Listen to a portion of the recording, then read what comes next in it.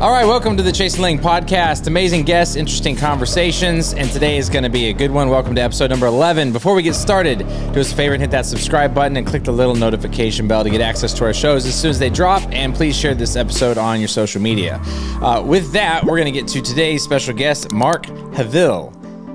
Which I'm saying it right. I had to make sure, but I'm saying it right. Mark is a fantastic guy I've known for quite a few years now. You are an award-winning director, writer, author. You're a film distributor. You're currently the president of Timeless Life Ministries. You've been a film distributor for, or helped with film distribution for movies like God's Not Dead, Gospel of John, Return to the Hiding Place, Expelled, No Intelligence Allowed, Escape, and on top of all of that other stuff, you are currently working on a killer musical there in Nashville. So, Mark, welcome to the show. Really glad to have you. Good morning, Chason. As you can see from Nashville, I'm honoring the man in black today. Excellent. So, most excellent. Yeah, I'll be in Nashville pretty soon. I'm super excited about getting up there. I haven't been in Nashville in a long minute now, so this will be a fun time to get to come up there for the NRB there. But hey, man, so let's just get this real quick started. I'm sure that there's a story to this, but I want to get into how did you end up getting into the whole creative realm with the writing, being an author, the script writing, all that kind of, how did you end up kind of doing that? And then from there, how did you end up doing film distribution? Well, it kind of have both been in my life since the 90s, because I originally started out, like anybody in ministry with no money, making documentaries, and so obviously you've got to do the writing side for that. And then in some ways it's symbiotic. There'll be distribution involved, and if you've got no money, you have to do distribution yourself. Yes, I know all about having no money. Yeah, there we go. So, so that was that. And then I started out with my first book, and that went pretty well. I only had 2 published books over the years and a magazine and things like that. And I tended to just do one thing and I guess check it off the list, be a man. Okay, we've done that. Let's do the next thing now. And then distribution just became, it was kind of like necessity was the mother of invention, where we were distributing, wanting to get good materials out there. So I think that was originally the driving force in how can we get good, more doctrinally sound, biblically based materials out in a wider way. And so it kind of grew from there. And then in some cases with the distribution, maybe you couldn't find, I hate to call it a product, but maybe, a movie or a documentary that is teaching something that would be useful and it just didn't seem to be available. And then maybe you'd say, well, maybe we need to do that ourselves. Let's go and make that. And that happened one time back in the day. I was looking at a lot of the contemporary Christian music and thinking, yeah, some of this is not as good as it could be. And why don't we make one ourselves, kind of almost as a bit of a joke. And then that won 2 first place film festival awards on the basis of just doing something because it needed to be done. And yeah, so it's been a little bit like that. One thing tends to lead to another. When you feel like, no, maybe God wants me to do this. It's not being done properly or as well as it could be. And you're just like, okay, God, give me the grace to do this. So before you got into doing the distribution stuff, did you have any experience outside of just the creative realm before you did that? Did it literally just be like, we have to learn it just so you could do it? Or how did that exactly, where'd that transition happen? Well, I definitely had to learn. So I have been involved in distribution since the 90s. I actually did go to Bible college, believe it or not. It doesn't always show. But went to Bible college, came out of the sort of that doctrinal environment and changed from where I was at when there was a lot of errors and things in it. And it just kind of, definitely just kind of grew from there. You had to learn as you went along. And one of the things originating from the UK, as is apparent from my accent, a lot of ministries there, you tend to have to be able to do everything yourself, or at least to a certain degree. Right. So, there isn't the financial possibility for you to have all these staff. You've got one guy doing sound and another guy doing camera. So you invariably have to learn how to do most things reasonably well, at least. And distribution would be just one of those things. And then as it grew, I guess it's the man thing, right? If you're going to do something, we got to do it the best we can, right? Or else we're certainly doing it for the Lord. So we should be doing it the best we can. So that then necessitates, learning more about your craft, or else it's, you're not going to go very far with it. So so as you're doing this and you're figuring out film distribution, what exactly would you say does a film distributor do? Well, beyond the obvious title, the film distributor really is working for two people. He's working for the Lord, obviously, but he's also working for his client. I think if he keeps, for me as a distributor, if I keep it in that order, and I can get frustrated with, I've got clients that are a pain. Mm-hmm. Majority are not.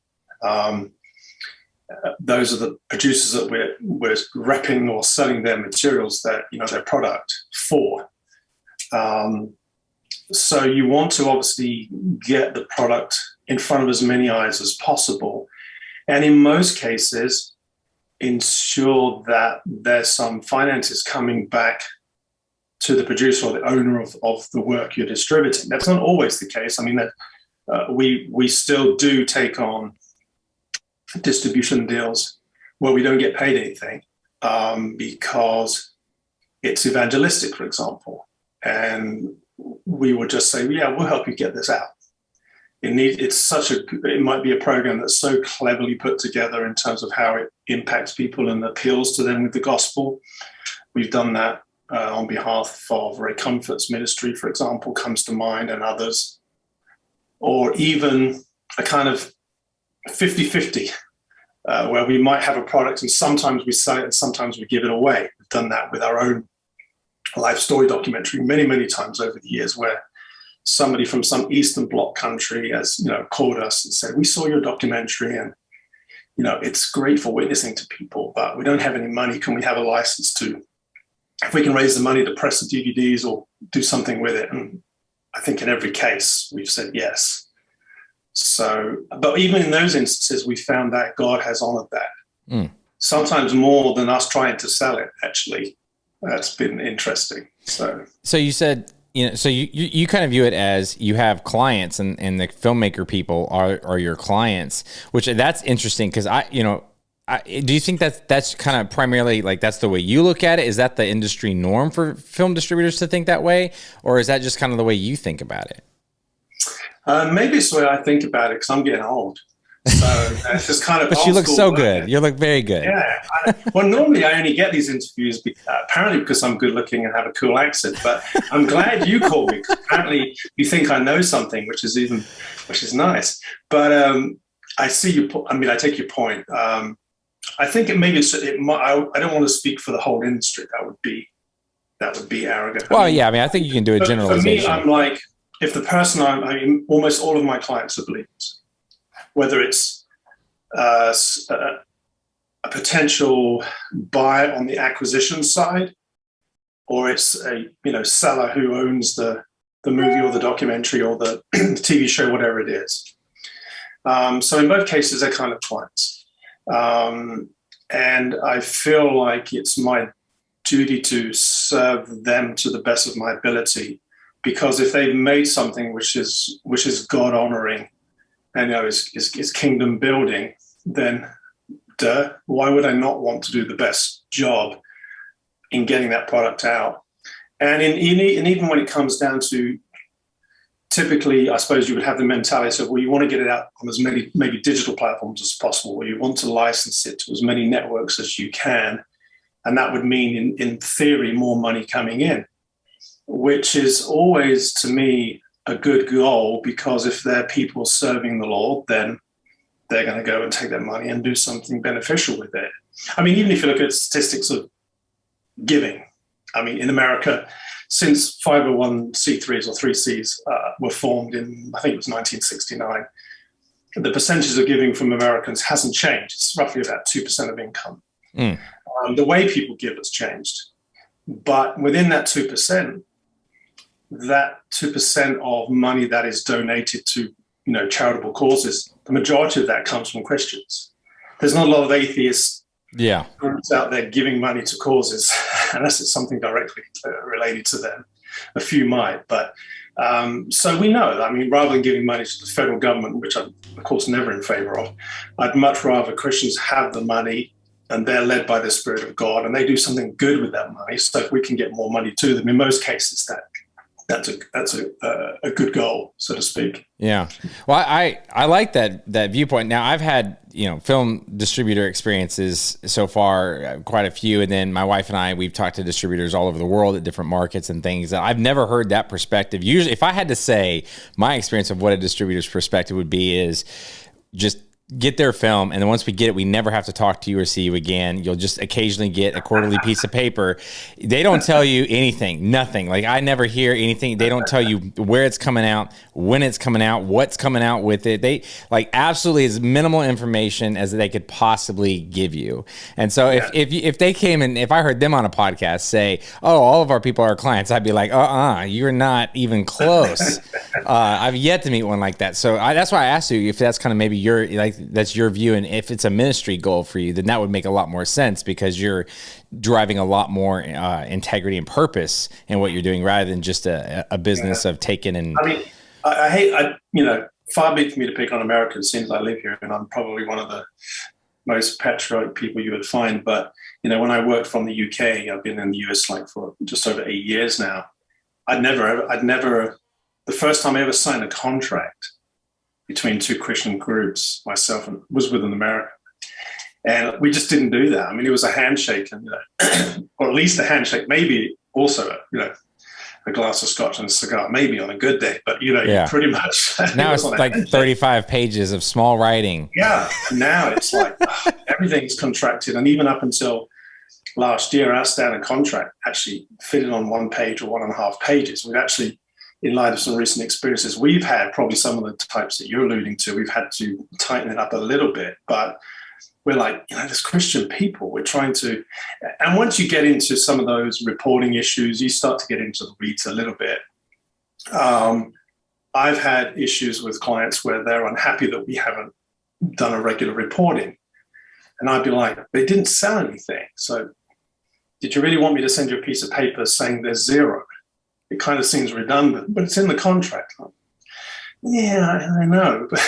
But I'd much rather them actually pick up the phone and say, well, how's it doing? And I can say, okay, let me just look it up. Okay, we've just submitted it to to Voodoo and Tubi TV or Amazon Prime or something, and we're waiting to hear. And I'm happy for them to call me and do that. I don't feel like they're bugging me. But when I get these official letters, we haven't had a reporting for 4.5 days. I'm like, yeah, I can understand both sides of that coin because me too. It makes perfect sense why that would be a frustrating deal. But go ahead and explain because I'm sure I'm going to have people. I get asked this all the time. People think that I know this stuff, and while I might know some, you would definitely know more.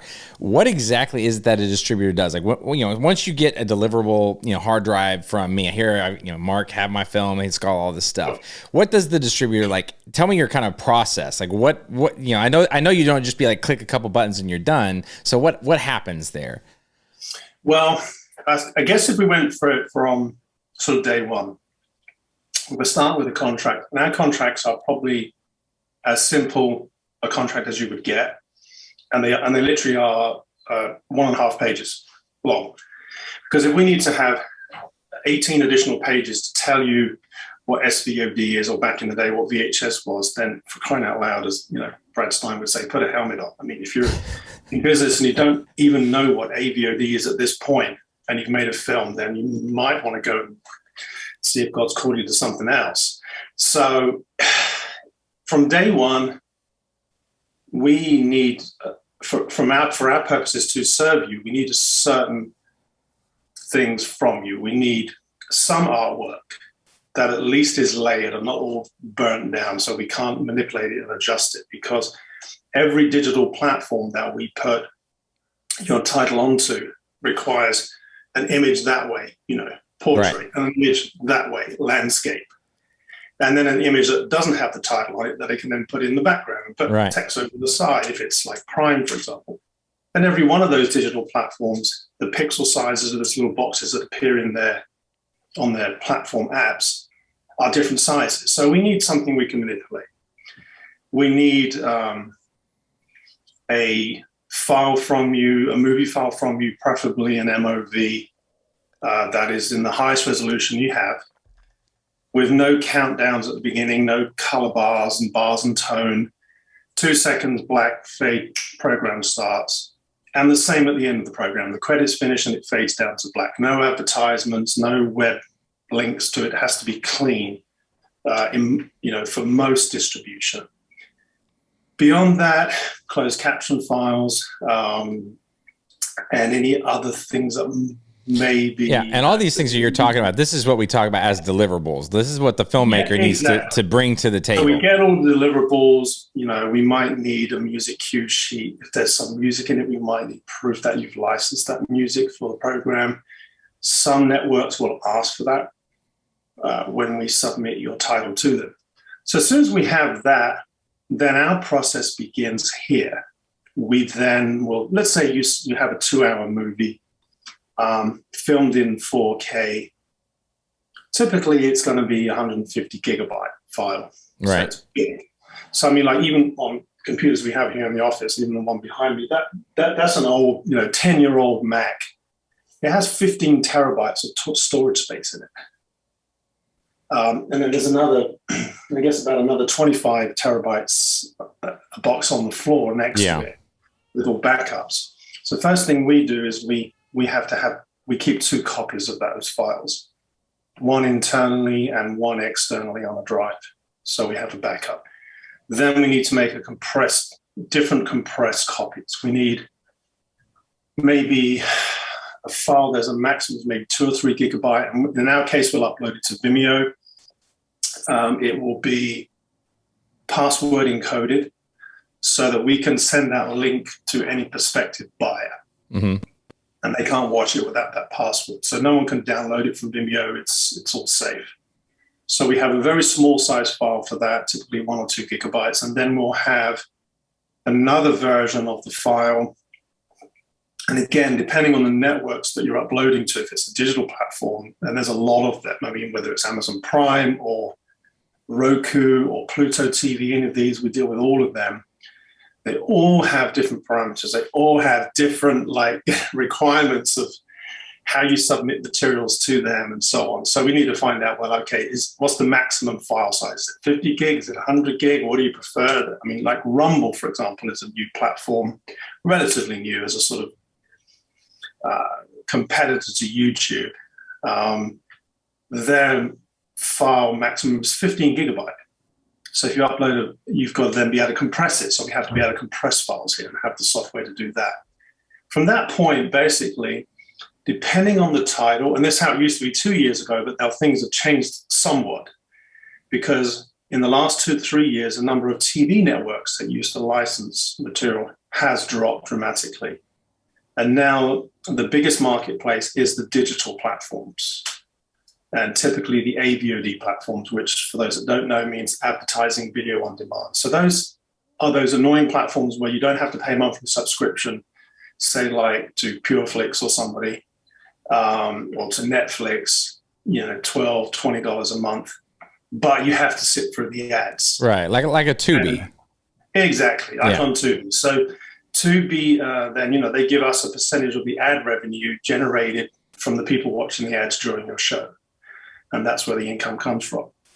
So, we will then, it used to be like with networks, what we would typically do is we would make up a sales sheet, which is basically just a piece of artwork, like the size of one page that we could email to all of the buyers. And this would be in other countries too, where we really have just a very brief synopsis of the program, some cool looking artwork from the program, the Vimeo link for the trailer and for the full length of the program.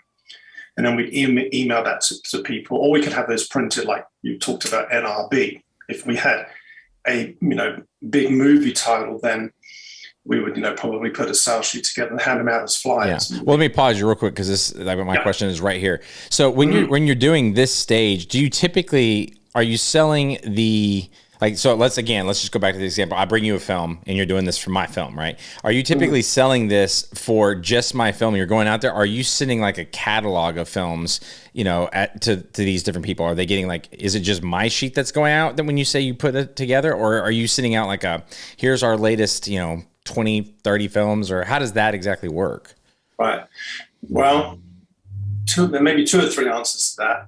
It can be either or all of the above. So we have existing titles that we may have been representing them for 5 years, 3 years, even longer.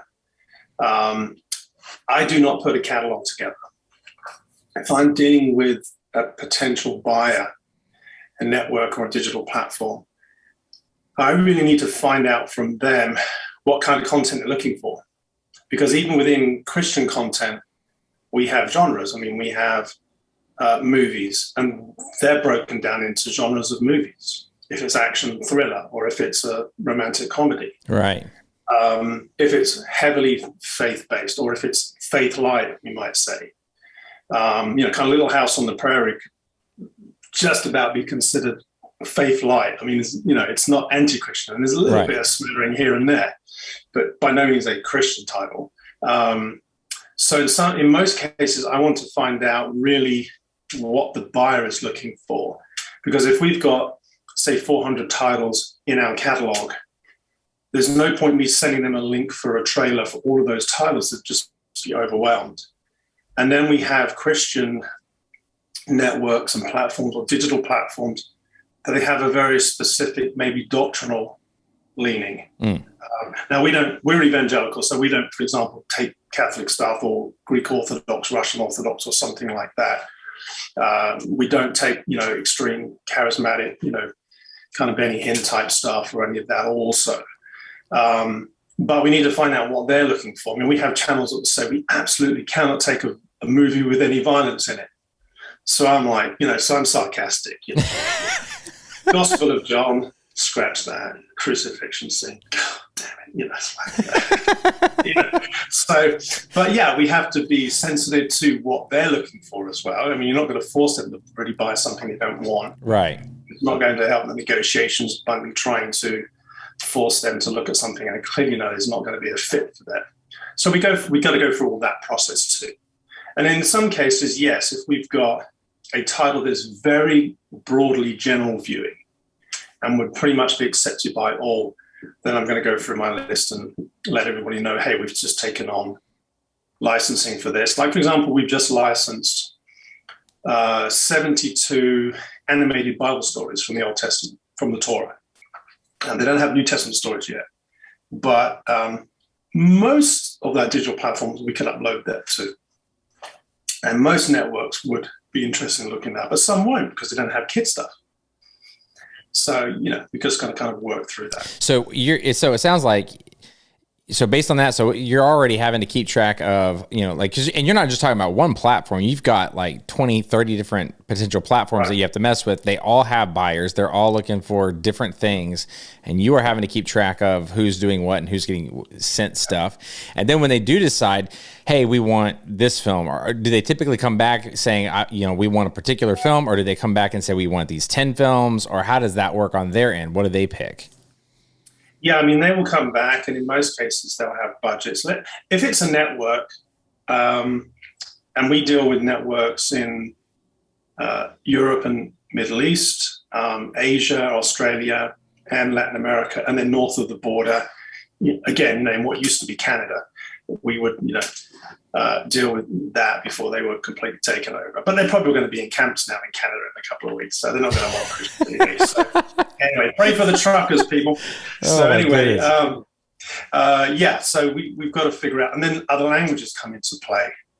So, for example, the second biggest evangelical Christian market is actually Portuguese in Brazil. And that's a marketplace of hundreds of millions of viewers potentially. Now, I've heard about this at film markets and things like that, about going to the international. This was actually on one of my questions was on the international markets.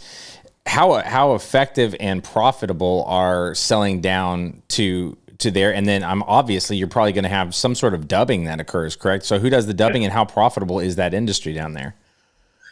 It is. I mean, it is profitable. Spanish, for example, we have like a title on the screen behind us. We have that title in Spanish as well. And in this case, it's a movie called The Lion of Judah, which is a children's full-length movie, animated. It has great doctrinal content.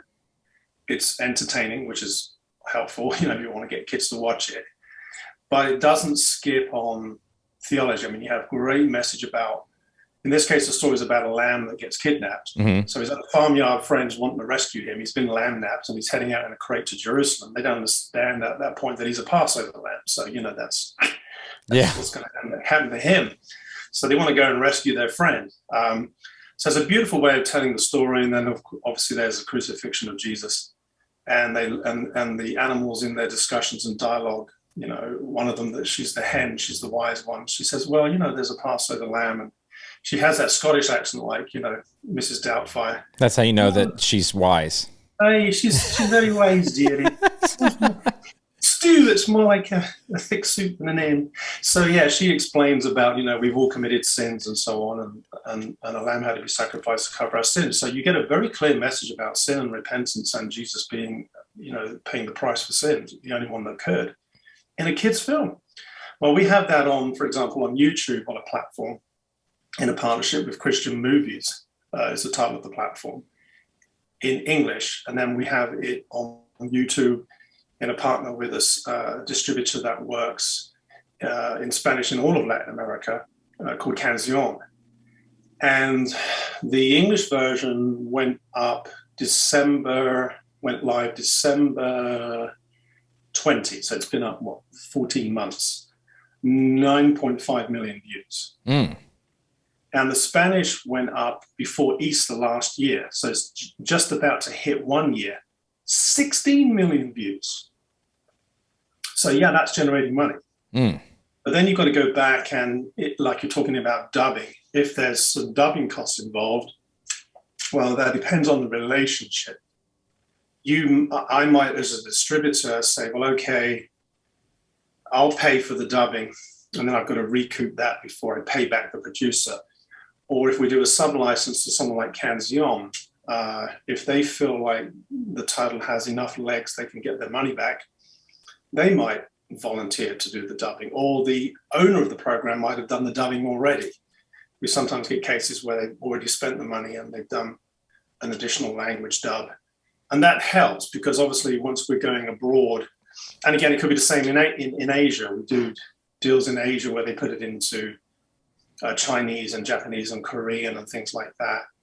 Maybe they just subtitle it. Sometimes they might dub it.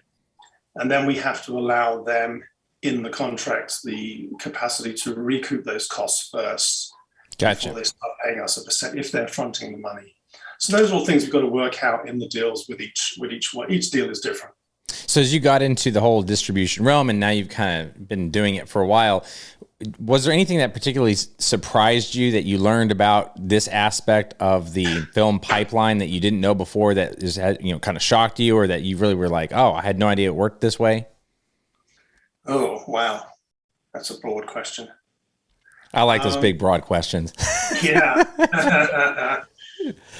I don't know anything that shocked me specifically about, well, maybe about distribution. I mean, once you start getting into people's behavior, you'll come across companies where they're just being dishonest, even if they're operating in the Christian faith market. And a lot of us who've, I guess, been doing this for some years and been around the block a few times, we kind of know amongst ourselves who those people are that we would avoid. Yeah. But you can't always avoid them. Yeah. There's cases where distributors have just been dishonest. I mean, I'm trying to think of an example without naming someone on a live podcast, but it might be a deal where the distributor has obtained rights for your movie to represent your movie, and the contract says they are supposed to give you, 65% of whatever they collect but they report that they collected a lower figure. I mean, that would be an obvious. Yeah. Well, and there's without an audit, there's no way to ever get that number. And the filmmakers are usually not in the position to do an audit. So you're really on a trust relationship with the distributor at that point. And so, that could be bad. And I think that's where, I mean, I've got clients that disagree with me. I've had a couple of clients in the last year who said, we want to do an audit on you. And I'm like, for what? Your title made like $69 in the last year. I mean, go ahead. Are you kidding me? I mean, I work on percentages. So if I don't sell your movie, I don't earn anything, and I don't charge. There used to be, back in the day, there were companies that would go to Cannes Film Festival or something, and if they took on your title, they charged you $1,000 a movie to represent your title at Cannes or some big secular film market. So we don't do that. But if I don't sell your title, I don't place it anywhere, and there's no income, I've got no income, and I've obviously had to expend time and energy to market the thing anyway, and you had to expend time and energy in making the program. But my recommendation on that is, I have potential new clients where I will go to them and say, well, these are my existing clients, here's their phone number, I mean, give them a call and see what they tell you, and they'll, I like that. I think that's a great approach. And that's always been my standard method of operating. And ironically, over the last probably 6 or 7 years, the largest percentage of clients that I represent have come to me after they've been screwed over by someone else. Yeah. That's very common. And then they've gone to an NRB meeting or ICDM, and somebody will say, well, have you called that British guy? I mean, he doesn't steal from you. And I'm like, wow, he doesn't steal. And I love that this is happening in the Christian markets, because just because you assume, like, I think that's the two shocking things that I discovered was, one, I felt like the Christian film markets are every bit, if not sometimes more shady than the normal, what we'd call secular markets, for sure. And secondly, we went to my wife and I, we went to Cannes for the film markets there. We've been 3 times, a different thing, for just that one. I always heard about the international, markets and things like that. But when we got there, here's like all the major companies. There's a huge, giant money building with just everyone and their mother is there. And we were walking around, and the amount of, quote unquote Christian distribution companies was so tiny. Like, there were only a couple, and even like PureFlix was there, but they don't go by PureFlix in the international markets. They go by Quality Flix. And I was like, Quality Flix? And it just took me, man, I was like, what are they doing? Why is there a different brand here? And it was just my mind kind of shook. So the only people that we found that were doing, international as far as countries goes, was some of those South American countries. But outside of that, like, the international markets and other places were very minimal on like what they wanted from Christian content. And it was just kind of like, I don't know, it was really eye-opening to me. I had no idea before then. So both those things kind of shocked me. And on the other side of it as well, it's hard for distributors. I mean, the last 2 years of all of this, Chinese virus madness and, fake president and all this stuff we've got now to deal with, I mean, it's just incredible. And that has not helped. But it is actually very difficult. I mean, I had a call with a client yesterday in South Africa. And so we've had no reporting from him for, I'm guessing, a year and a half, maybe more, because there's no money. And he's just like, I've lost, and I can't even remember the figure, but he's probably where he was a guy that was paying an MG, a minimum guarantee. So he would license a title from us, which means we're sub-licensing it to him on behalf of our client who owns the movie.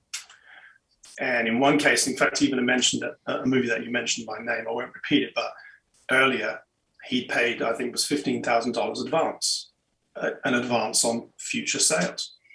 He's probably recouped 5. He's done this with 50 movies. So he's in the hole and now he's just no money to pay anybody. So he's kind of just had to shut that side of things down. He hasn't closed the company. But then how do I then go back to a client who says, we've had no reporting from you for a year? Well, yeah, how do you explain that when it generally is the case? Or because And then we're in the situation where license fees have only gone down, what was typically paid. Right. I mean, I had a title one time that we licensed to, I won't say the network, but large American network, $35,000. When the movie came out, I think it was maybe 10 years before that, they paid $250,000 for the same time period. Mm. That's a big difference. Yeah. Now we'll go, or again, back in the day, it was very typical for you to get X number of dollars as a license fee for 2 years for a movie. Now it might be a quarter of that or less. And you're like, but the movie didn't change. The cost, the budgets, the films didn't change. So that genuinely is a problem that the owners of all the intellectual works are like, well, we used to get better money. Are you sure you're being honest? We're being honest with you. We can't get the money now from people. Would you say that a large reason for this is just the explosion of all these platforms everywhere? I don't know that that's the reason. I think they have just replaced, or they've just filled a gap. I mean, we had a client, a network in Europe that was a huge, I mean, they actually have the biggest European mailing list for that ministry. I don't mind saying who they are, UCB, which stands for United Christian Broadcasters. And they would spend more than $100,000 a year on licensing movies for their TV platform. But back in the day, 30 years ago or so, they started out as a radio ministry. And then they became a national radio station, where at the time in the United Kingdom, there was only 2 national Christian radio stations. There was a whole lot of things that had to take place, licensing and laws had to be changed for that to happen. So it was quite a big deal. But then they just shut down the TV side of things. I mean, studios, tens of thousands of square feet of studios and cameras and equipment, all these kind of things. They just shut it down. So they went from spending $140,000 that year, next year, $0. Mm. So now where do you go? And they're broadcasting to Europe. Where do you go? There was no one to fill that gap. So gradually over a year, 2 years, 3 years, you try to get content onto digital platforms that at least cover those geographical areas. But there's a whole process of the viewers finding where that material is. Or right. Do they go back to DVD or... Right. Well, and you can't control that. I had a guy yesterday message on Facebook. He had found one of my shows, and I'd never heard of this guy. He's in a weird part of the world, and I say weird. He's not in America. He's over in Europe. Texas. He's over in Europe, and I'm like, how did this guy find this show? So I actually got on Facebook and messaged him directly and was like, excuse me, you might just tell me, how did you find, did somebody tell you about this? Because Amazon is just like this huge literal Amazon of films. And it's just, there's so much junk on there. Finding anything is a miracle. And he got back and he's like, yeah, I was just scrolling through Amazon. And I was looking for this particular thing. And I just scrolled and I found it and thought I'd give it a shot. And then I liked it. And I was like, that's like hitting something, a tree in the dark is what that is. And so, but it can happen and people still find it. But that is the hardest thing, is how do you get information out there hey, my film is here in the sea of 50,000 other films. So rough stuff. I literally when I'm sending out checks to clients, this is no sort of exaggeration or boast. It actually gives me great joy if I've got to send, some little ministry that we've got one title from them, but we've had that title for 6 years or 10 years or something. And all of a sudden, for whatever reason, unbeknown to, mere mortals, it suddenly did $3,000 on Tubi TV that quarter, and they were getting a check previously for $250 or something. Yeah, it gives me huge joy, especially when they're nice people. I mean, we've got some clients that are a pain, and typically they're the ones that get the bigger checks. I'm like, Lord, why? Why couldn't the nice person over here who's running the soup kitchen that we've known for 15 years, who's just a devoted servant of God, why don't they get the big check? Yeah. So it's nice sometimes when that happens, and that really gives me a thrill. Yeah. When it does. Well, let me ask you about the Christian film industry now. When it comes to money, because there's front end money for the film to be made, and then there's this term that we call back end, and that's the part where it goes to distribution like you, and it goes out that way. And specifically in the Christian realm, How are you seeing back-end profits playing out? If I'm making a film, should I, as a Christian filmmaker, rely on back-end recouping my costs, or is that something I should not be doing now? Is it normal to pay off, or how would you view the better way to use your money as far as back-end profits for Christian film? Oh, wow. This is like a 2-hour thesis in itself. To like financing films. The interesting thing being a distributor and a writer is that being a distributor, I do on some occasions get to see why a network, especially when there were TV networks, more of them buying programs, why they would refuse something. So that can be very helpful when you're writing a script because, and I can remember I was telling this story yesterday, where somebody once sent me a trailer for their movie they'd shot, and it was ultra low budget, like, I guess he just sold 2 baseball cards that were in the kitchen junk drawer and financed it kind of thing. And in the opening scene of the trailer, they grab a guy, put his hand on the log, take an axe and cut it off from his hand, and you see his hand fall off. And then someone on the bridge uses the F word. And I think it's the only time I ever literally emailed a guy back and went, what the H? Double hockey sticks were you thinking when you made this movie? Are you kidding me? Like, no one can distribute this, But I think the big problem is it's like comparing apples and oranges. The typical, let's say, secular model is you have people that put finance into a film. Right. And, like an investor type thing. Yeah, so they could be an investor, or they appear in the credits as an executive producer. That just meant they didn't do any work and they wrote a check, that kind of thing. And then they expect to recoup. Right. Now, the only way to recoup it is the movie sells in some form. Right. Either it has a theatrical release, or it goes straight to DVD, or it subsequently goes to digital platforms, and so it goes on. So over a period of time. So if you have a secular model for financing a faith-based film, it's not that it's wrong morally, but you have to ask the question, well, is this maybe the way God wants us to do it? Because it's a faith film. So, an investor says, well, I'll put $1 million into this film. And then the contract says they get 1.2 back. But then if it's going to theatrical, now you've got the P&A, the print and advertising, the cost of putting it in theaters. That's the second round of finance. And those guys always get paid first, which to me is weird. Yeah. Like they couldn't, so that to me is just it's kind of like washing your feet with your socks on. It gets your feet clean, but it's kind of a weird way of doing it. It's not that it's wrong, but it's like, that's kind of odd. The other aspect is, and it's just my personal opinion, I think that faith-based films need to be financed by faith. And if we go back to a scriptural principle, it says, contrary to what a lot of televangelists would say, you sow a seed and get 100-fold return. Well, that's a bunch of nonsense. It actually says you should give, not expecting to receive back again. Don't let your left hand know what your right hand is doing. No, I get it. Some people's left hand isn't doing anything. That's why I get it. But in principle, I think God is saying, like, if we give money to missions, right, we're not looking for a monthly report. We're not if I don't get a report in 6 months of at least 2 souls saved, or at least that redheaded step, the Uncle Buck in the family that no one wants, I'm not sending any more money. Well, that's weird. And I think if there's going to be another revolution in financing of films, more of them will have to be donor-based, because you simply can't recoup. And even secular movies on just the side of theatrical releases, the statistics, I believe, are fairly similar.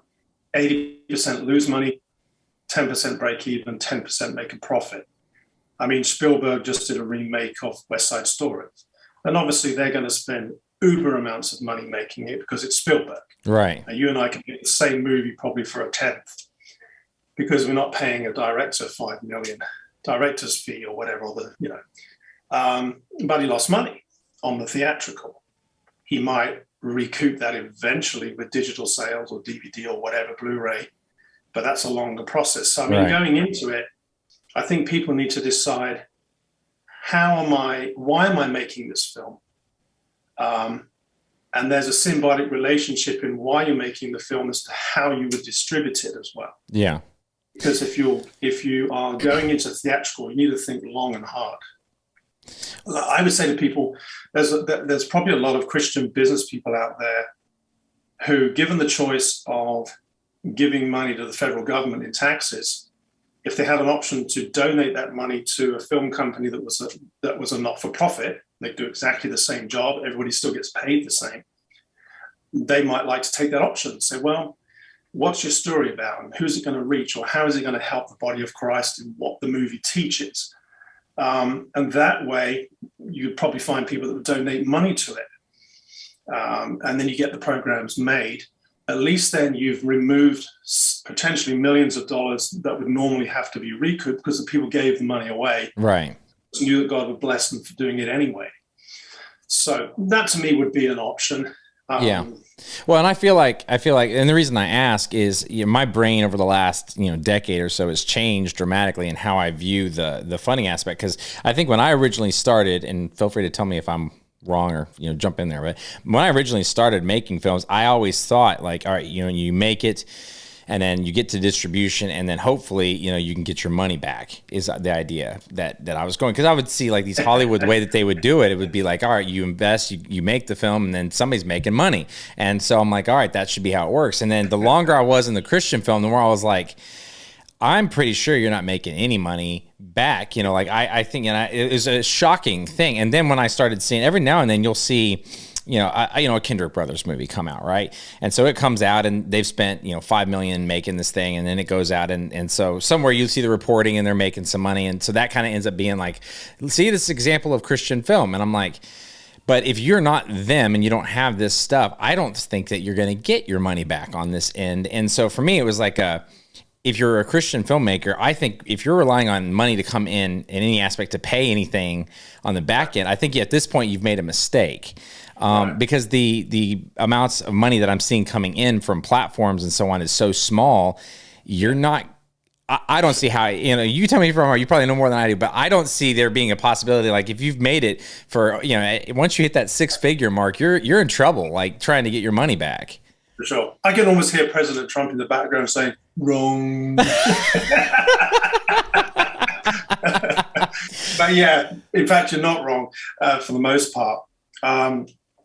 Again, there's a lot of research that any of us can do. And I remember when we set up a company a few years back called Timeless Motion Pictures. Never ended up being able to do anything with it. But I had to have a business plan and do a lot of research and put a lot of studies together to get some of the people on board as directors that we wanted to be in the company, because I felt like the way forward was to have the right people around you. And that's always a good plan, to have people with a proven track record and abilities in their field. And it doesn't matter. Their proven track record might be making movies under 300,000. Their proven track record might be movies that are 2 million and upwards. And both of those have validity and are experiences that would be good in any company. But what I found in the research was that, yes, like you're saying, if you've really got to look around and figure out if you're using the typical machinery that's in place for distribution, what could you realistically recoup and over what period of time? Right. Because, for example, if you write a screenplay, and this is a living example of a screenplay that I worked on, the original budget for the movie was somewhere between $3.5 or $3.1 and $4 million, somewhere around there, give or take. But then when they went looking for the finance, a company offered them one of those deals where it's a $20 million deal, but you have to raise 20%. So that still meant they were in the same position where they needed to raise $4 million, but then the financiers were going to give them 16. But see, the mentality behind that is you've got the same movie, but the extra $16 million for the most part is now going to cast. Now you're going after Chris Pratt and Angie Harmon or Sandra Bullock or whatever. Right. Because you've now got 15, it's still the same movie, still the same story, still the same scenes and action shots or whatever. But from the financer's point of view, that name talent means when they go to theatrical, they've got more chance of getting back $20 million investment than they have of financing a $4 million film. Right. So again, there's all those factors that would need to be researched. There's also the aspect of what we call an indie film. If you look at specifically studies on breakout movies, so Blair Witch Project or whatever, or some documentary about Bob Marley, or who knows, it could be anything. Why did they? And there's a criterion of, I think it's like at least 500% is a criterion of what would make it a breakout film in terms of how much more money they made than what it cost. As a measurement. They spent $40,000, but they made $400,000. That would be a breakout film. Yeah. And people think that maybe that's luck, but actually it isn't. So there's some studies there that people can do. Look at what they did and how they did it and why. And I mean, one of the problems that is common in Christian filmmaking is international distribution. Because typically the American mentality, especially if it's going to theatrical, is we'll do the theatrical here, and then after that, we'll do theatrical releases in other countries.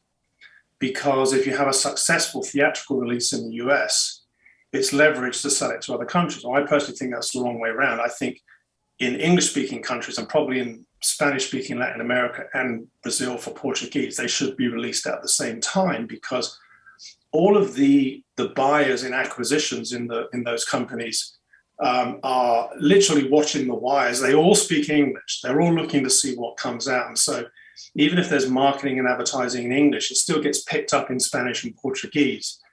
And you kind of make them feel like they are a stepchild when you come to them after the event. Plus, you mitigate the problems of piracy if you release it in those countries the same week as you release it in the US. So a lot of the folks that do distribution on some of these indie films, there's 4 categories of them, of breakout movies. They put them into 4 genres.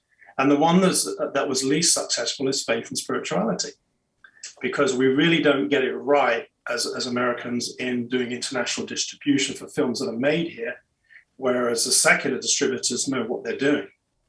And it means that you instantly, like, for example, if you've got a budget for a movie, I'm just picking a figure, but let's say, and I don't know what the exact number is for what SAG calls ultra low, but it might be 200,000 or something. Yeah, I think it's like 150,000 less is like ultra low budget. So I mean, even if it's a low budget movie, and let's say it's 300,000 overall, depending on obviously what's in the story. If you've got like Dukes of Hazzard car chases, then obviously you're not going to do that, shootout scenes or something. But a lot of films could be made fairly decently with $300,000. Well, it's like $4,500 to dub a movie, or $5,000 to dub it into Spanish.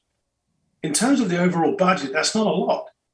And even if you wanted to put it into theatrical, say in Brazil, there's different categories. There's some kind of like, I guess we call it like a union rule almost. Like if it goes into theaters, then the dubbing has to be done a certain way, and then it's about 12,000, but for DVD it might be 5. Well, suddenly if you put it in Spanish and Portuguese, you've just increased your potential marketplace by hundreds of millions of viewers. Why would you not spend an extra 10 grand on top of 300 and do that? And find a distributor who's ready to release it the same day as you release it in the US. So there's things like that where the Christian market consistently gets it wrong. And they definitely could mitigate their losses and increase their recoup, even just doing it on the secular model that I've already just peed all over. So. Yeah. Well, so I have, I mean, because I don't want to keep you all day, and we're already, I have 2 questions left. So let me jump in there. Yeah. So let's say I came to you and I'm like, hey, Mark, I'm the magic guy that has money that I don't want to give to the government, so I'm going to give it to you. And I'm like, here's a section of money, but I want you to make a faith-based film that you see in the industry. At what level of that money would you say that you'd be like, oh, I'd be concerned about ever seeing, like that would be worth what you can get out of that movie, where everybody gets paid, but then, you're not looking at the back end. How would you kind of view that? Is there amount that you would feel comfortable with, that you would like, this is a good amount of money to make something in the Christian realm? This is a comfortable one. Because if I come to you and I'm like, here's $5 million, I feel like that would be a lot of pressure to, on any kind of level. So what do you think about that? Well, again, I think it really goes back to the initial 2 models. if people are putting money in as investors or putting money in as donors. So if it's an investor model and they're coming to you and like, we want money back, where would you be your horrific line? Yeah, I mean, for any investor, I would actually be very nervous. And like, I had a gentleman that I've been having some meetings with this year, and they're looking to put like 500 million into building an entire network so that they own the servers and you don't have to host it on Google or Amazon or something. Right. With the fear of some, fascist, non-conservative group wanting to pull down your content. So these guys are talking like serious money, but they're smart people. I mean, they've worked on big movies, Transformers, that kind of stuff. And they'll tell you, we don't have any investors that want to put money into a movie for theatrical release. Because what's happened uniquely in the last couple of years of all this COVID madness is companies have shot themselves in the foot trying to toe this kind of, well, I can't call it liberal, it's sort of fascist line. And now when you go to theaters, the audiences have shrunk down. Yeah, there's like 3-4 people there. Yeah, it's ridiculous. I mean, there's literally 12 people for a $50 million movie. So that has even changed in the last couple of years, where if you'd asked that question 2 years ago, I might have said something different. So theatrical release is really precarious right now for any type of movie.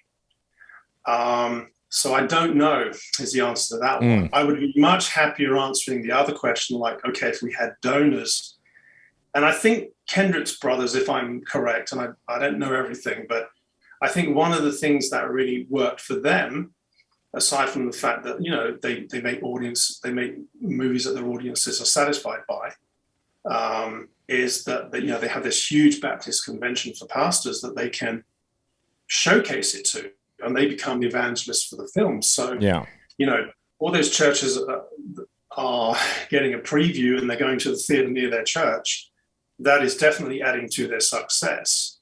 So that's a model that other people need to maybe think about, like, okay, how do we let the right people know? You got to know who your audience is. I would be happier, answering the question like if it was a donor. Yeah, well, it's easy. It's easy when it's other people's money and they don't want to see any money back. Then you're like, heck yeah, I can do some cool stuff with that. But the minute they're like, oh, we want to see a return, like, I don't know if I'd be comfortable. Like, even with $50,000, I'd be like, I don't think I can get your money back, even with that. So it's a rough environment. I mean, we've had movies that we distributed.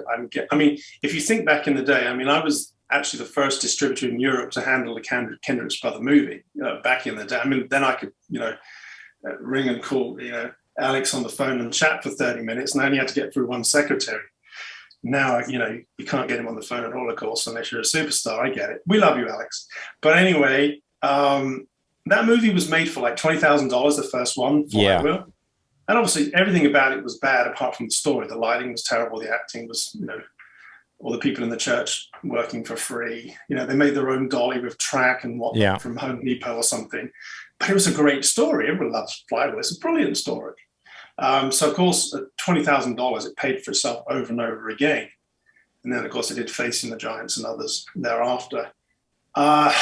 We've had movies then that we've distributed, I guess, from budgets of $25,000, $30,000, $40,000 at the lowest end. I think the most expensive movie we have on our catalog is $17 million budget, and quite a few in between 6, 3, 1. You'd be surprised what you can do with $1 million. Not letting anybody's secrets out here, but there's some movies we distributed. I mean, I've seen movies that look like they spent 10 million, they maybe spent 2. They managed to get a lot of things really down and do it well. Comfort level, with distribution right now, again, Netflix, for example, like if you take one of the 3 biggest players, they're not keen on taking Christian material at all. Right. And typically what Netflix used to do, if they still do, is their deals were tied into the theatrical box office take. So like if you had, I think the figure was under 600 theaters, they gave you 18% thereabouts. And if you did 601 theaters and above, they'd do a 25% deal or whatever the opening weekend was or the total take. I forget the exact numbers. But again, if you're a Christian film and you've spent $5 million making a movie, which is a very decent budget, and you put it in 2,000 theaters and it's costing you $800-900 per theater, on top of the film budget. So, Yeah. you know, you've got more millions in P&A than you've got in production. So all of a sudden now, yeah, you're going to need those Netflix deals afterwards, but they're not super keen on taking Christian titles. Yeah. And Hulu, similarly. You know, so 2 of the 3 of the biggest are not. So I don't know. Digital platforms, yes, there are movies that can do, you know, I don't know what a figure to put on it. You might do $20,000, $30,000 every few months on a very good movie that's super popular. And it might do that for a year or 2. So then, of course, you need to get it on as many platforms as you can. But that's still starting to get tight once you get into hundreds of thousands of dollars even. But you got to look at, well, where else can we do this? You've got to look at foreign. You've still got to consider DVD. I mean, people don't realize, but, you know, like Dollar General and dollar stores, they sell DVD. And when they buy Christian titles, they take 5,000 or 10,000 at a time. Well, you might only get like $1.50. Yeah. But, you know, at that point, if they take 10,000 and pay up front and you get a $15,000 check, you know, it's better than the poke in the eye with a sharp stick. So, I mean, you know. Awesome. Well, Mark, I can't let you go without asking about, you've got a musical that you're working on that you've gotten some great already talent and help with here in Nashville. So I wanted to just kind of give me a quick, you know, cap of, you know, what this project is about, and then like how's the development going? Like when are we thinking, you know, it's going to move forward? What are you expecting as far as timeline to go? Timeline is difficult to say. It started out last year where, you know, I went through a season of some life difficulties, to say the least.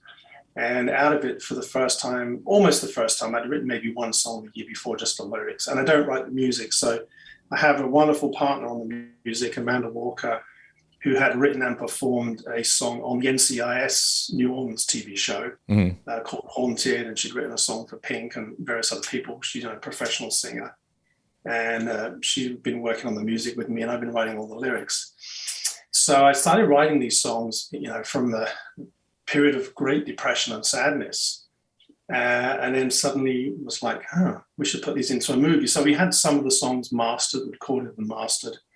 Had a great vocalist here locally, Joey Ritchie, who, no relative of Lionel Richie, although he sounds like he could be, who just took the songs again to another level. And so we're writing the working title of the movie is The Tide Can Turn. And the log line is 4 people, 4 stories, 4 seasons. And we're talking about the purpose of suffering in the life of the believer, because everyone's going through suffering. And I've had to deal with more funerals in the last year and a half than I can hope to ever have to go through again. I mean, it's just been ridiculous. People lose relatives they love. They end up with divorces or broken relationships or with terminal diseases and illnesses and things like this. So we're not going to escape suffering. And so we're exploring in the movie the purpose of suffering in the life of a believer. Does suffering do unique things in us as the work of God that nothing else can achieve except suffering? And I believe that that is true. And that suffering may not be sent by God in all instances, but he certainly allows it. And he uses even evil for our good and for his kingdom. And so we've been putting a story together. Just the music is amazing. It's Nashville. We're music city. I was going to say, you're in the perfect spot to be doing this. Yeah, we got a lot of talent here. And a couple of the songs. Maybe we should send one over and let you play it. Who knows? So people can have a listen to part of one of the songs. Well, I'm intrigued because I like the idea of a Christian musical. It's a long time coming. And so I'm looking forward to seeing kind of how this develops. Yeah, for sure. I mean, you know, not cheesy, but great story, great writing. And we got a dozen songs written, a couple of them mastered already, more that we're working on the melodies. And yeah, we've had some interest from people saying, well, come and film this here and we'll give you 2 million out of 3 million or whatever. But at this point, still working on the script, trying to get the screenplay part finished at the same time, trying to get a little bit of money together to maybe master another couple of songs. At least that way, when we're presenting the script to people, they can hear some of the finished songs and have a real good idea of what it would sound like and where that song would be placed in the script, because obviously songs become part of the dialogue. I mean, a good example is, just quickly, is you get a typical Christian film. They write the screenplay, they shoot the film.